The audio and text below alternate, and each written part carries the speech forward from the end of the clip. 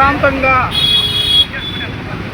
లోక్సభ ప్రతిపక్ష నేత కాంగ్రెస్ పార్టీ అధినేత అయినటువంటి రాహుల్ గాంధీ గారు ప్రధాని నివాసం దగ్గరలో యువతకి విద్యార్థులను దృష్టిలో పెట్టుకొని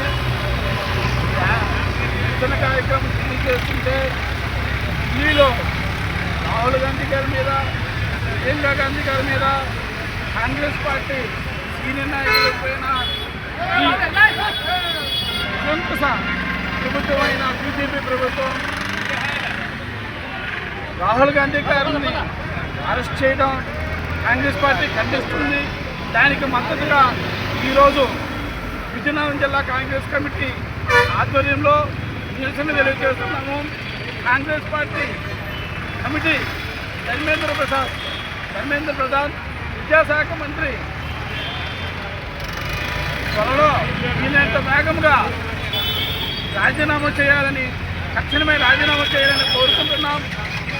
ఇది ధర్మేంద్ర ప్రధాన్ రాజీనామా చేసే వరకు కాంగ్రెస్ పార్టీ వాడవాడలా నిరసన తెలియజేస్తూ విద్యార్థులకు యువతకు మద్దతు తెలియజేస్తున్నాం. ఈ మూర్ఖత్వ పాలన కాంగ్రెస్ పార్టీ ఖండిస్తుంది అని మీడియా ముఖంగా తెలియజేస్తున్నాం.